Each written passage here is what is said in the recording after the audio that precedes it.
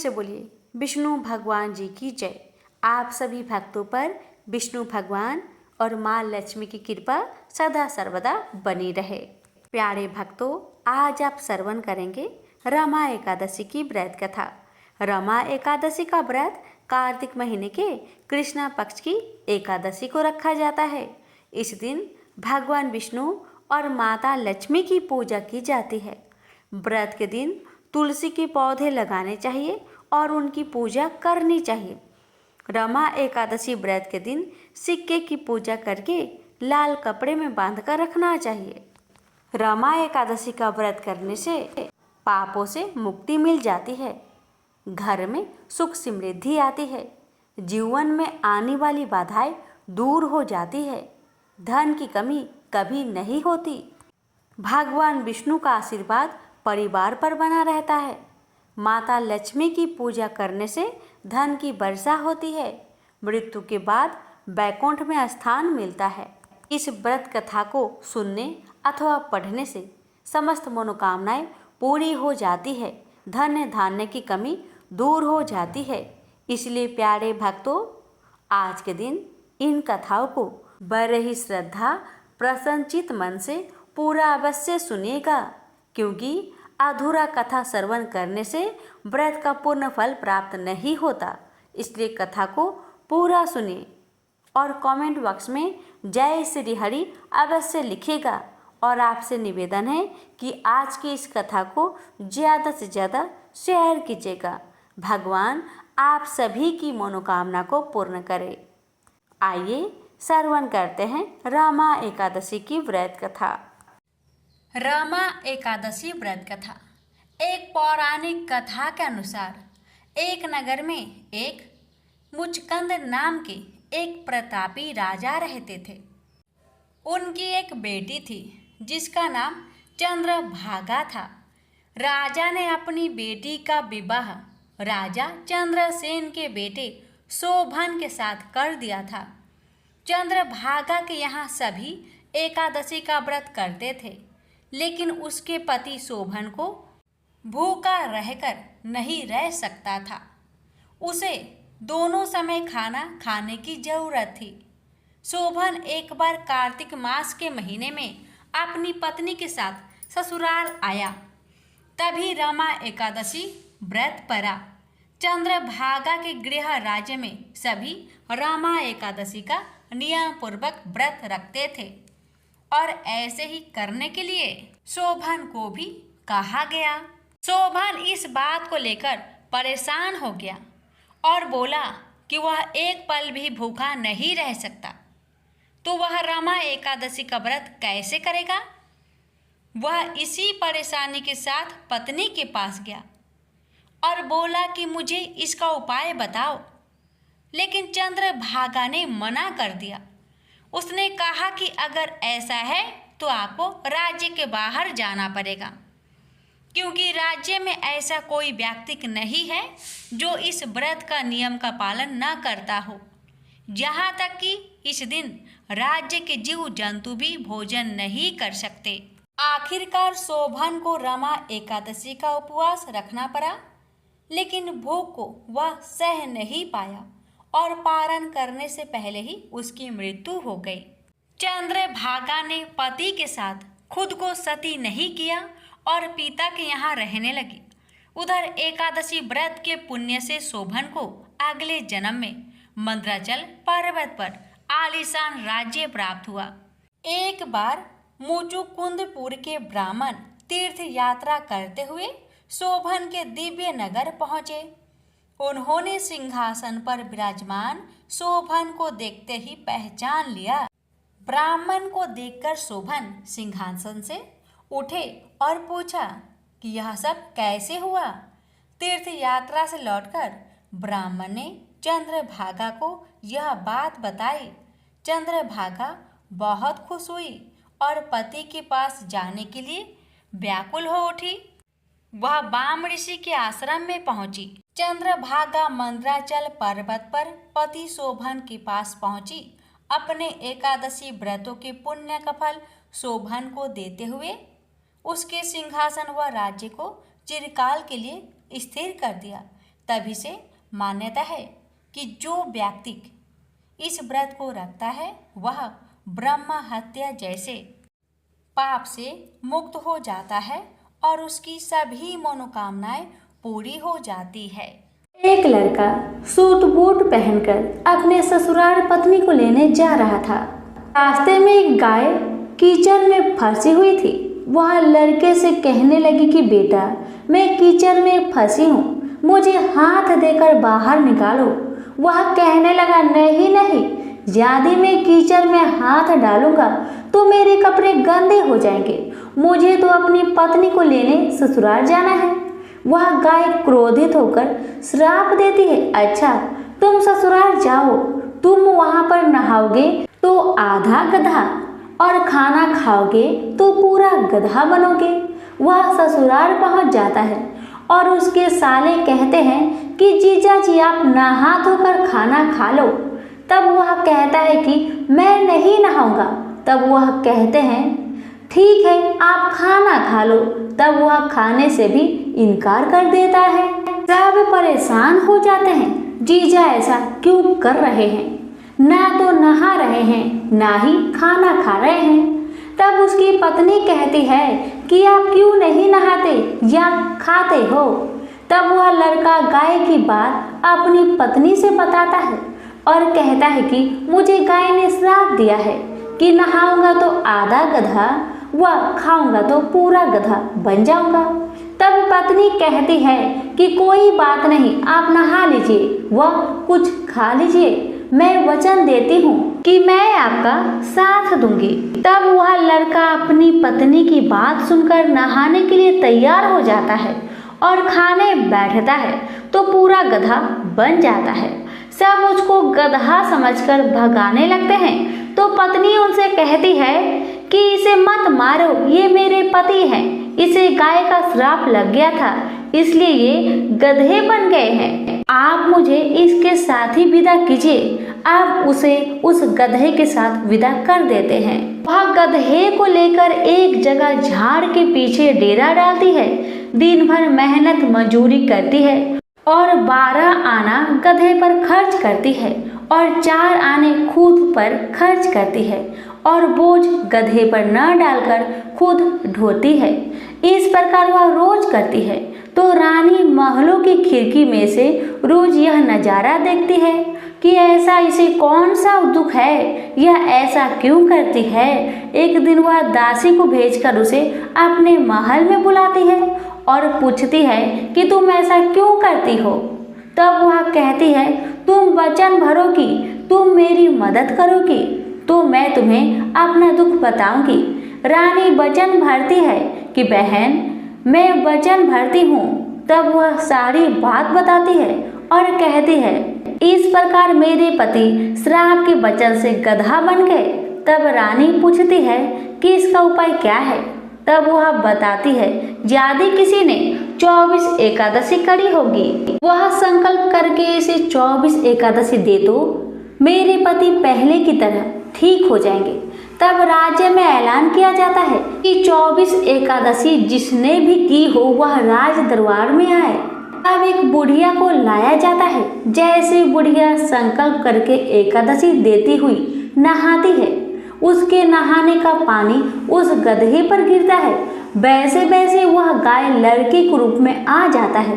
बुढ़िया लालच करके एक एकादशी व्रत रख लेती है तो उसका एक कान गधे का रह जाता है। सब कहते हैं ये क्या हुआ। तब बुढ़िया कहती है कि मैं भूखी प्यासी मरी सो, मेरे पास एक एकादशी तो रहने दो। तब सब कहते हैं नहीं, तुमने संकल्प किया है तो सारी एकादशी इस लड़के को दो, वरना यह पूरी तरह लड़का नहीं बन पाएगा। अब वह बुढ़िया सारी एकादशी उस लड़के को दे देती है और वह गधा पूरी तरह लड़का बन जाता है।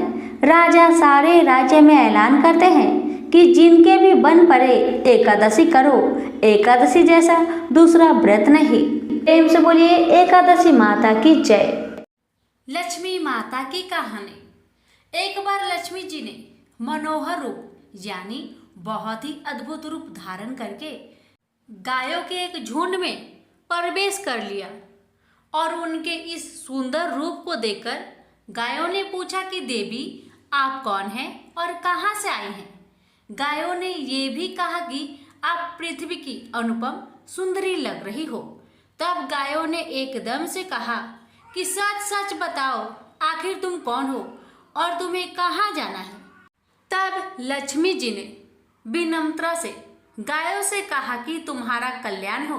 असल में मैं इस जगत में अर्थात संसार में लक्ष्मी के नाम से प्रसिद्ध हूँ और सारा जगत मेरी कामना करता है, मुझे ही पाना चाहता है। मैंने दैत्यों को छोड़ दिया था और इसलिए वे सदा के लिए नष्ट हो गए। इतने ही नहीं, मेरे आश्रय में रहने के कारण इंद्र, सूर्य, चंद्रमा, विष्णु, वरुण तथा अग्नि आदि सभी देवता सदा के लिए आनंद भोग रहे हैं। इसके बाद माँ लक्ष्मी ने कहा कि जिनके शरीर में मैं प्रवेश नहीं करती वे सदैव नष्ट हो जाते हैं और अब मैं तुम्हारे शरीर में ही निवास करना चाहती हूँ। लेकिन इसके बाद भी कथा अभी खत्म नहीं हुई, क्योंकि गायों ने अब तक माँ लक्ष्मी को अपनाया नहीं था। गाय ने क्यों किया माँ लक्ष्मी का त्याग? देवी लक्ष्मी की इन बातों को सुनने के बाद गायों ने कहा कि तुम बड़ी चंचल हो, इसलिए कभी कहीं नहीं ठहरती। इसके अलावा तुम्हारा बहुतों के साथ भी एक सा ही संबंध है, इसलिए हमें तुम्हारी इच्छा नहीं है। तुम्हारी जहाँ भी इच्छा हो तुम चली जाओ। तुमने हमसे बात की, इतने में ही हम अपने आप को तुम्हारी कृतार्थ यानी तुम्हारी आभारी मानती हैं। गायों के ऐसा कहने पर लक्ष्मी ने कहा कि ये तुम क्या कह रही हो? मैं दुर्लभ और सती हूँ, अर्थात मुझे पाना आसान नहीं, पर फिर भी तुम मुझे स्वीकार नहीं कर रही। आखिर इसका कारण क्या है? यहाँ तक कि देवता, दानव, मनुष्य आदि सब कठोर तपस्या करके मेरी सेवा का सौभाग्य प्राप्त करते हैं, अतः तुम भी मुझे स्वीकार करो। वैसे भी इस संसार में ऐसा कोई नहीं जो मेरा अपमान करता हो। ये सब सुनकर गायों ने कहा कि हम तुम्हारा अपमान या अनादर नहीं कर रहे, केवल तुम्हारा त्याग कर रहे हैं, और वह सिर्फ इसलिए क्योंकि तुम्हारा मन बहुत चंचल है। तुम कहीं भी जमकर नहीं रहती, अर्थात एक स्थान पर नहीं रुक सकती, इसलिए अब बातचीत करने से कोई लाभ नहीं। तो तुम जहाँ जाना चाहती हो जा सकती हो। इस तरह से गायों ने माँ लक्ष्मी का त्याग कर दिया, क्योंकि गायों को मालूम था कि लक्ष्मी कभी किसी के पास नहीं रहती, बल्कि पूरे संसार में घूमती रहती है। पर फिर भी माँ लक्ष्मी ने हार नहीं मानी और इतना सब होने के बाद भी वार्तालाप जारी रखी। अब आखिर में माँ लक्ष्मी ने कहा, गायों, तुम दूसरे को आदर देने वाली हो और यदि तुमने ही मुझे त्याग दिया तो सारे जगत में मेरा अनादर होने लगेगा। इसलिए तुम मुझ पर भी अपनी कृपा करो। मैं तुमसे केवल सम्मान चाहती हूँ। तुम लोग सदा सबका कल्याण करने वाली पवित्र और सौभाग्यवती हो, तो मुझे भी बस आज्ञा दो कि मैं तुम्हारे शरीर के किस भाग में निवास करूं। इसके बाद गाय ने भी अपना मन बदल लिया और गायों ने कहा, हे यशस्विनी, हमें तुम्हारा सम्मान अवश्य ही करना चाहिए, इसलिए तुम हमारे गोबर और मूत्र में निवास करो, क्योंकि हमारी ये दोनों वस्तुएं ही परम पवित्र है। तब माँ लक्ष्मी ने कहा, धन्यवाद और धन्य भाग मेरे, जो तुम लोगों ने मुझ पर अनुग्रह किया, यानी मेरे प्रति इतना कृपा दिखाई। मैं अवश्य ऐसा ही करूंगी। मैं सदैव तुम्हारे गोबर और मूत्र में ही निवास करूंगी। सुखदायिनी गायों, अर्थात सुख देने वाली गायों, तुमने मेरा मान रख लिया, अतः तुम्हारा भी कल्याण हो। बस यही वचन है कि गाय की इन दोनों वस्तुओं को लक्ष्मी का ही रूप समझा जाता है। प्रेम से बोलिए लक्ष्मी माता की जय। प्राचीन ग्रंथों में तुलसी विवाह व्रत की अनेक कथाएं दी हुई है। उन कथाओं में से एक कथा निम्न है। इस कथा के अनुसार एक कुटुंब में ननद तथा भाभी साथ रहती थी। ननद का विवाह अभी नहीं हुआ था। वह तुलसी के पौधे की बहुत सेवा करती थी, लेकिन उसकी भाभी को यह सब बिल्कुल भी पसंद नहीं था। जब कभी उसकी भाभी को अत्यधिक क्रोध आता, तब वह उसे ताना देते हुए कहती कि जब तुम्हारा विवाह होगा तो मैं तुलसी ही बारातियों को खाने को दूंगी और तुम्हारे दहेज में भी तुलसी ही दूंगी। कुछ समय बीत जाने पर ननद का विवाह पक्का हुआ। विवाह के दिन भाभी ने अपनी कथनी अनुसार बारातियों के सामने तुलसी का गमला फोड़ दिया और खाने के लिए कहा। तुलसी की कृपा से वह फूटा हुआ गमला अनेक स्वादिष्ट पकवानों में बदल गया। भाभी ने गहनों के नाम पर तुलसी की मंजरी से बने गहने पहना दिए। वह सब भी सुंदर सोने जवाहरत में बदल गए। भाभी ने वस्त्रों के स्थान पर तुलसी का जनेऊ रख दिया। वह रेशमी तथा सुंदर वस्त्रों में बदल गया। ननद की ससुराल में उसके दहेज की बहुत प्रशंसा की गई। यह बात भाभी के कान तक भी पहुंची। उसे बहुत आश्चर्य हुआ। उसे अब तुलसी माता की पूजा का महत्व समझ आया।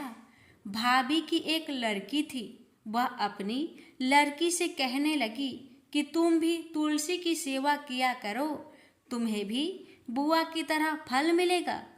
वह जबरदस्ती अपनी लड़की से सेवा करने को कहती, लेकिन लड़की का मन तुलसी सेवा में नहीं लगता था। लड़की के बड़े होने पर उसके विवाह का समय आता है। तब भाभी सोचती है कि जैसा व्यवहार मैंने अपनी ननद के साथ किया था, वैसा ही मैं अपनी लड़की के साथ भी करती हूँ, तो यह भी गहनों से लद जाएगी और बारातियों को खाने में पकवान मिलेंगे। ससुराल में इसे भी बहुत इज्जत मिलेगी। यह सोचकर वह बारातियों के सामने तुलसी का गमला फोड़ देती है, लेकिन इस बार गमले की मिट्टी मिट्टी ही रहती है। मंजरी तथा पत्ते भी अपने रूप में ही रहते हैं। जनेऊ भी अपना रूप नहीं बदलता है। सभी लोगों तथा बारातियों द्वारा भाभी की बुराई की जाती है। लड़की के ससुराल वाले भी लड़की की बुराई करते हैं। भाभी कभी ननद को नहीं बुलाती थी। भाई ने सोचा मैं बहन से मिलकर आता हूँ। उसने अपनी पत्नी से कहा और कुछ उपहार बहन के पास ले जाने की बात कही। भाभी ने थैले में ज्वार भरकर कहा कि और कुछ नहीं है, तुम यही ले जाओ। वह दुखी मन से बहन के पास चल दिया। वह सोचता रहा कि कोई भाई अपने बहन के घर ज्वार कैसे ले जा सकता है। यह सोचकर वह एक गौशाला के पास रुका और ज्वार का थैला गाय के सामने पलट दिया। तभी गाय पालने वाले ने कहा कि आप गाय के सामने हीरे मोती तथा सोना क्यों डाल रहे हो। भाई ने सारी बात उसे बताई और धन को लेकर खुशी खुशी अपनी बहन की घर की ओर चल दिया। दोनों भाई बहन एक दूसरे को देखकर अत्यंत प्रसन्न हुए और भाई ने अपनी सारी कहानी अपनी बहन को सुनाया कि कैसे तुलसी माता की कृपा से ज्वार के दाने सोने चांदी हीरे मोती में बदल गए। बहन ने कहा, भैया तुलसी माता की महिमा बहुत निराली है। भाभी से जाकर कहना कि भाभी भी तुलसी माता की पूजन किया करे। तुलसी माता की कृपा से हर मनोकामना पूरी होती है। प्रेम से बोलिए तुलसी मैया की जय। हे तुलसी महारानी, आप अपनी सभी भक्तों पर अपनी कृपा सदा सर्वदा बनाए रखना। आपकी कथा सुनने वाले, हुक्कार भरने वाले और कथा कहने वाले पर अपनी कृपा सदा सर्वदा बनाए रखना। हर व्रत की कथा के साथ पढ़ी और सुनी जाने वाली लपसी तपसी की कहानी एक लपसी था, एक तपसी था। तपसी हमेशा भगवान की तपस्या में लीन रहता था। लपसी रोजाना सवा सेर की लपसी बनाकर भगवान का भोग लगाकर जीम लेता था। एक दिन दोनों लड़ने लगे। तपसी बोला, मैं रोज भगवान की तपस्या करता हूँ, इसलिए मैं बड़ा हूँ। तपसी बोला, मैं रोज भगवान को सवा सेर लापसी का भोग लगाता हूँ, इसलिए मैं बड़ा हूँ। नारद जी वहां से गुजर रहे थे। दोनों को लड़ता देखकर उनसे पूछा कि तुम क्यों लड़ रहे हो। तपसी ने खुद के बड़ा होने का कारण बताया और लपसी ने अपना कारण बताया। नारद जी बोले, तुम्हारा फैसला मैं कर दूंगा। दूसरे दिन लपसी और तपसी नहाकर अपनी रोज की भक्ति करने आए तो नारद जी ने छुपकर 1.25 करोड़ की एक एक अंगूठी उन दोनों के आगे रख दी। तपसी की नजर जब अंगूठी पर पड़ी तो उसने चुपचाप अंगूठी उठाकर अपने नीचे दबा ली। लपसी की नजर अंगूठी पर पड़ी लेकिन उसने ध्यान नहीं दिया। भगवान को भोग लगाकर लपसी खाने लगा। नारद जी सामने आए तो दोनों ने पूछा कि कौन बड़ा है। तो नारद जी ने तपसी से खड़ा होने को कहा। वो खड़ा हुआ तो उसके नीचे दबी अंगूठी दिखाई पड़ी। नारद जी ने तपसी से कहा, तपस्या करने के बाद भी तुम्हारी चोरी करने की आदत नहीं गई, इसलिए लपसी बड़ा है और तुम्हें तुम्हारी तपस्या का कोई फल भी नहीं मिलेगा। तपसी शर्मिंदा होकर माफी मांगने लगा। उसने नारद जी से पूछा, मुझे मेरी तपस्या का फल कैसे मिलेगा। नारद जी ने कहा, यदि कोई गाय और कुत्ते की रोटी नहीं बनाएगा तो फल तुम्हें मिलेगा। यदि कोई ब्राह्मण को भोजन करवाकर दक्षिणा नहीं देगा तो फल तुम्हें मिलेगा। यदि कोई साड़ी के साथ ब्लाउज नहीं देगा तो फल तुझे मिलेगा। यदि कोई दिए से दिया जलाएगा तो फल तुझे मिलेगा। यदि कोई सारी कहानी सुने लेकिन तुम्हारी कहानी नहीं सुने तो फल तुझे मिलेगा। उसी दिन से हर व्रत कथा कहानी के साथ लपसी तपसी की कहानी भी सुनी और कही जाती है। तो प्रेम से बोलिए विष्णु भगवान की जय। धन्यवाद।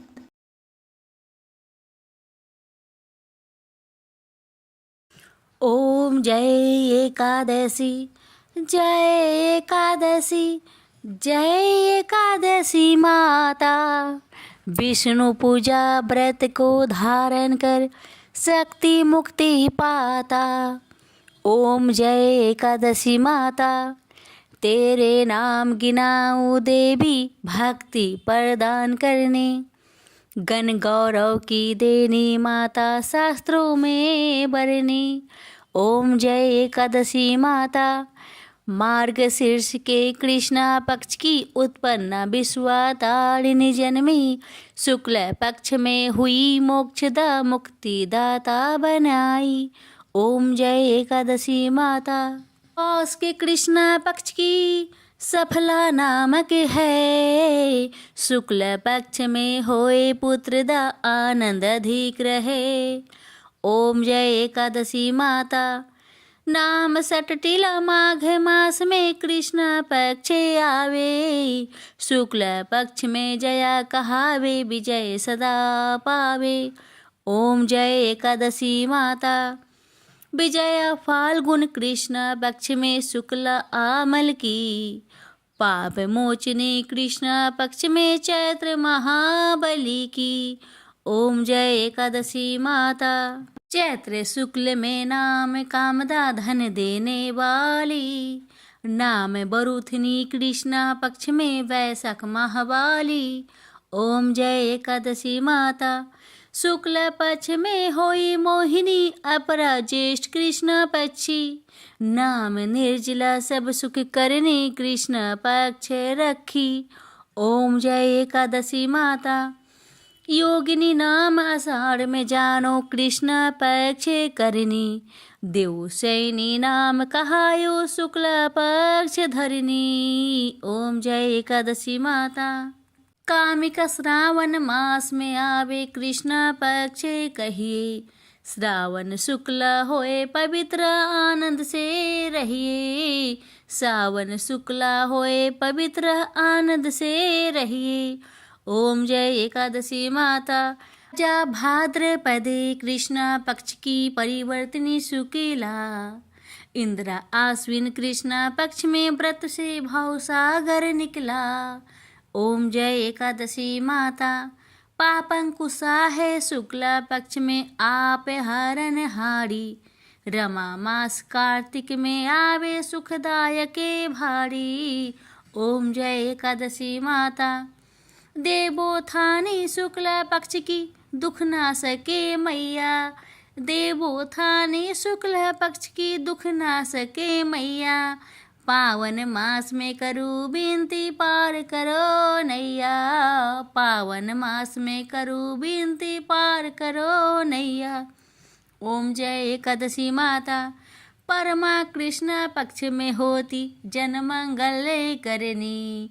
परमा कृष्ण पक्ष में होती, जन मंगल करनी। शुक्ल मास में होए पद्मिनी, दुख दरिद्र हरनी। शुक्ल मास में होए पद्मिनी, दुख दरिद्र हरनी। ओम जय एकादशी माता।